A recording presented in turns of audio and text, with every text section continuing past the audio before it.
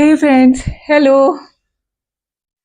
तो सबसे पहले हेलो गाइस, नमस्ते, सलाम, राम राम, सत श्री अकाल। होप आप सब स्वस्थ होंगे और एकदम मस्त होंगे। और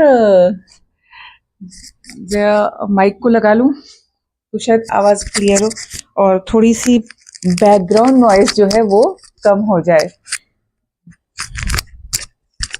यार, हर काम ना हमको मोटिवेट करता है, तो ये पता ही है कि हमें एवरी डे का जो मेरा मोटिवेशन है वो मेरे कामों से आता है। और ये काम करने के लिए आप लोग भी बहुत मुझे मोटिवेट करते हैं। तो आज जो है एक बहुत ही खूबसूरत सी चीज बनाने वाली हूँ। मैं क्या बनाने वाली हूँ वो the craft tales with Manisha पे दिखेगा, लेकिन बात भी बहुत ही खूबसूरत सी है। और मुझे ना वो समझ में आया मेरा काम करते करते। और ऐसा ही होता है ना, हम कोशिश करते हैं लेकिन हमारी कोशिश कितनी फुलफिल होती है ना, कितना वो कंप्लीट होता है वो पता नहीं है। मुझे कहीं ना कहीं लगता है कि सब हमारे माइंडसेट का है। अगर हम किसी काम को सोचे कि वो 1 महीने में खत्म होगा, उसको करने में 30 डेज लगेंगे, तो सच में यार उसको करने में 30 डेज लगते हैं।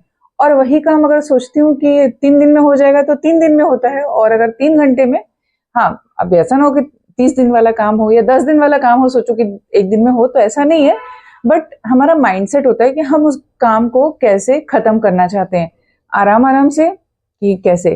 तो बहुत टाइम से ना ये सारी लेस वगैरह उलझी पड़ी हुई है, क्योंकि क्या बनाना था, जो बनाना था वो पता है, बट बोला ना कि वो टाइम, बच्चों का, स्कूल का, ये वो सब चीज।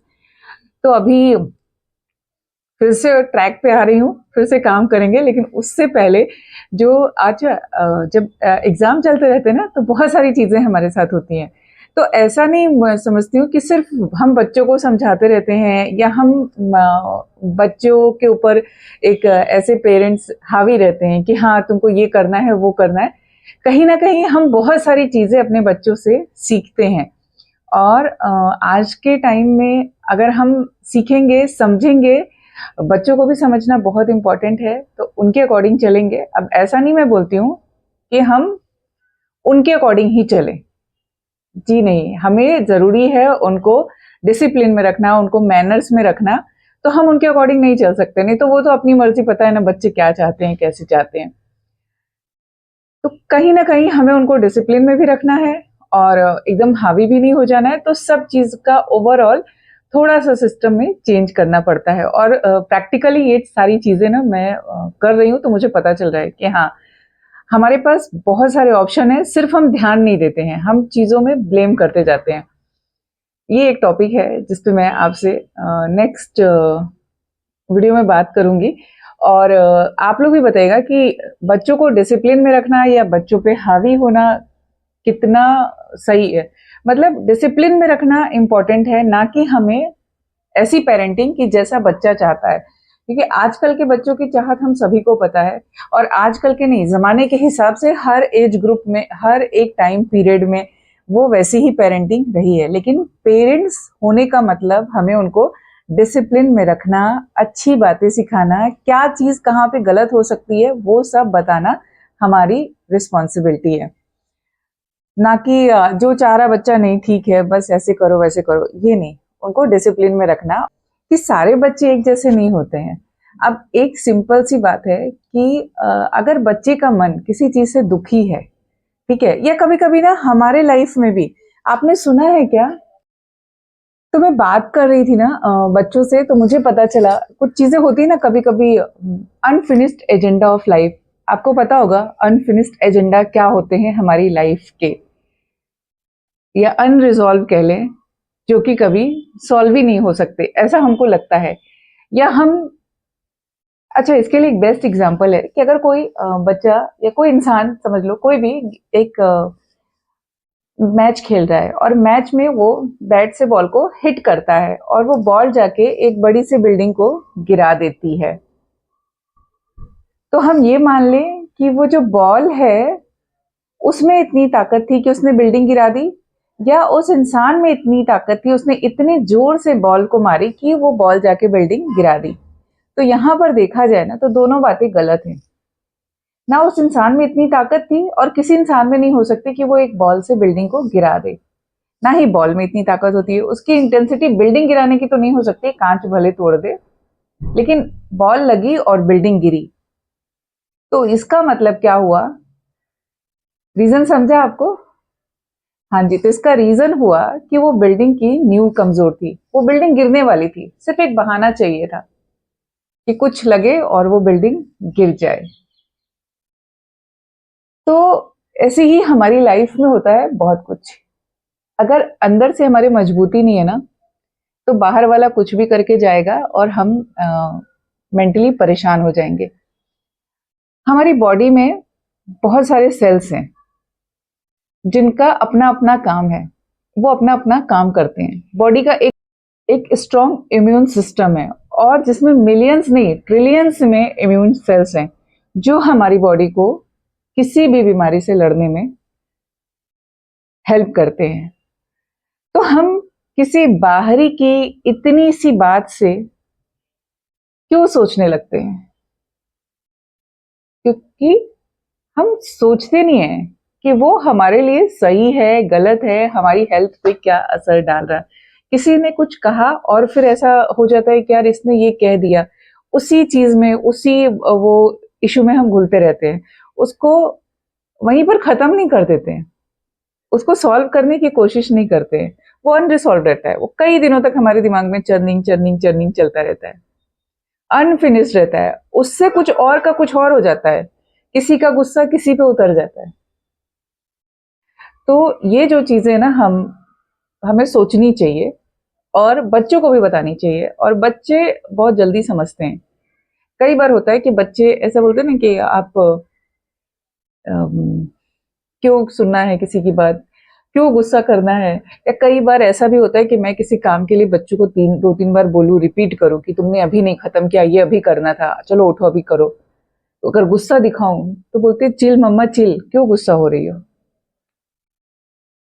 तो उस चिल से कभी कभी हमको लगता है कि यार, मतलब मुझे ऐसा लगता है कि इतनी देर से बोल रही हूँ, तुम लोगों से ये काम नहीं हो रहा है, ये मेरे 2 मिनट का काम है, मैं कर दूं, लेकिन मैं तुम लोगों से क्यों बोल रही हूँ? क्योंकि इसके पीछे भी रीजन होता है। हम जब बच्चे छोटे होते हैं ना, आप सिंपल सी लैंग्वेज में समझेंगे कि हम जब छोटे होते हैं तो हम बहुत सारी चीजें फटाफट सीख जाते हैं, और अभी इस एज में कोई सीखने को बोलता है ना तो हमें टाइम लगता है। तो वो क्यों लगता है? क्योंकि हमारा दिमाग बहुत सारी चीजों में होता है, और उस समय हमारी ब्रेन की वो कैपेसिटी होती है कि हम फटाक से उन चीजों को कैच करें और सीखें। तो जब वो छोटे होते हैं बच्चे, तो उनको कोशिश करनी चाहिए कि जितना आप समझा सके, क्योंकि उनके पास बहुत सारा, मतलब वो बोलते हैं ना, एनर्जी लेवल उनका हाई होता है। वो बहुत सारे काम करते हैं, बहुत सारी चीजें सीखते हैं, और जब हम उनको चीजों में, कामों में नहीं इन्वॉल्व करेंगे ना, ठीक है, आप क्लासेस में डाल दीजिए, कुछ सीख रहे हैं, कुछ एक्टिविटी कर रहे हैं, वो ठीक है, खेल पूरे टाइम खेल भी नहीं सकते, पढ़ाई भी करनी है, उसके साथ साथ वो अगर घर में छोटे मोटे काम करते हैं तो उनसे कराना चाहिए। इससे कुछ नुकसान नहीं होना है, इससे वो कोई नौकर नहीं बन जाएगा, कोई चाइल्ड लेबर नहीं बन जाएगा। ये उनको आना चाहिए। और ये क्यों आना चाहिए? और ये करने से जो पॉजिटिविटी, जो चीजें उनके अंदर आएंगी ना, एक तो होता है कि वो आदत हो जाती, कई सारे माइंड में ना चीजें कि हमको ये करना है, तो हमारी रिस्पॉन्सिबिलिटी बढ़ती, वो रिस्पॉन्सिबल होते हैं। तो ऐसे बहुत सारी चीजें, जब बच्चे बोलते हैं ना चिल मम्मा चिल, गुस्सा करने से कुछ नहीं होगा, करते हैं ना, थोड़ी देर में क्या जा रहा है। हम चाहते हैं कि वो टाइम पे खत्म हो, वो चाहते हैं वो उसके अकॉर्डिंग खत्म हो। तो ये सारी चीजें तो चलती रहती हैं, लेकिन अगर कोई कुछ कह के जाता है तो उस बातों को लेकर चर्निंग नहीं करनी है माइंड में, उसको वहीं पे सॉल्व कर देना है।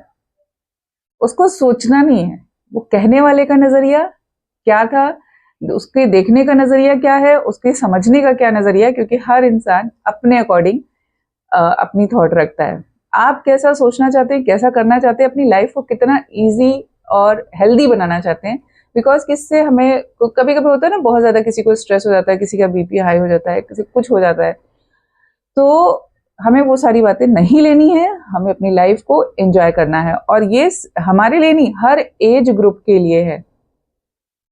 इतने अच्छे अच्छे लोग आपको लाइफ में मिलेंगे, आपको 60, 70, 75, इवन 80 ईयर्स के भी लोग मिलेंगे, जो कि फुल ऑफ एनर्जी और फुल ऑफ पॉजिटिव थॉट होंगे, जिनको जरूरत ही नहीं है किसी की, जो अपना लाइफ अच्छे से एंजॉय करते हैं।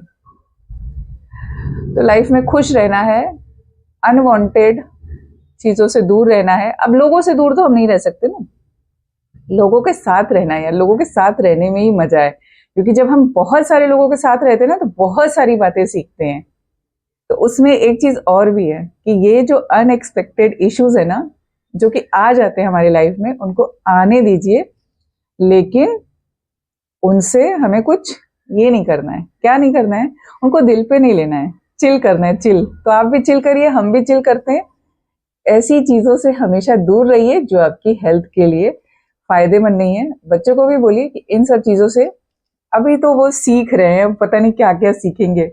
और ये जो अनफिनिश्ड, अनरिजॉल्व एजेंडा है, इन सबको रिजॉल्व करना है, इन सबको समेट देना है, इन सबको लाइफ से हटा देना है। अब ये उलझी हुई लेस मैं सही करने जा रही हूँ, सही नहीं करूंगी, इससे मैं काम करूंगी और बहुत टाइम के बाद मैं क्राफ्ट करने वाली हूँ।